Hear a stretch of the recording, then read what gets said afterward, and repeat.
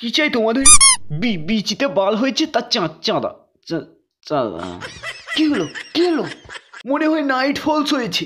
কি সর্বনাশ! এই আবার কোন চিত্র হয়ে বাড়িতে এসে জুটলো রে লেওড়া।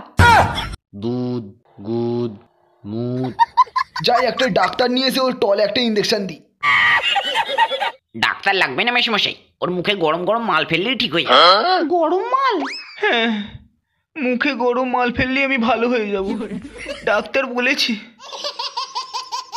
ডাক্তার কেমন করে মুখে মাল ফেলতে বলেছে? ফচ করে না ফ্যাচাত করে? ফচাত করে। ঠিক আছে, এক্ষুনি আঙুল দিয়ে গরম মাল বের করে নিয়ে আসছি।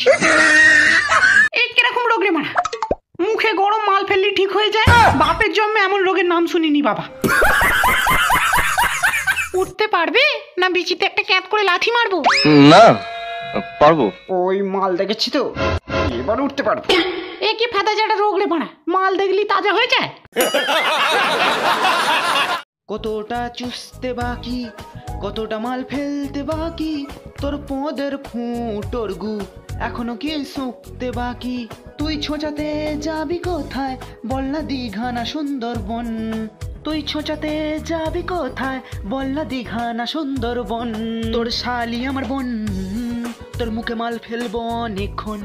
তোর শালি আমার বোন, পোঁত চুলকে দেবো সারাক্ষণ। অসাধারণ! ওহো বাবা, শুনলাম নাকি তুই ওকে আঙুল দেওয়া শেখাতে নিয়ে যাচ্ছিস। হ্যাঁ, আসলে বহুদিন যাবত আমারটা সিটকে ছোট হয়ে আছে, তাই ওকে অ্যাডভান্স আঙুল দেওয়াটা শিখিয়ে রাখছি। আমি অ্যাডভান্স টিকিট কেটেছি। তার মানে তুমি ওকে আঙুল দেওয়া শেখাবে? তো একটা পাক্কা মাগি কর। নতুন বৌমাকে খালি আঙুল দেওয়া শেখাচ্ছে।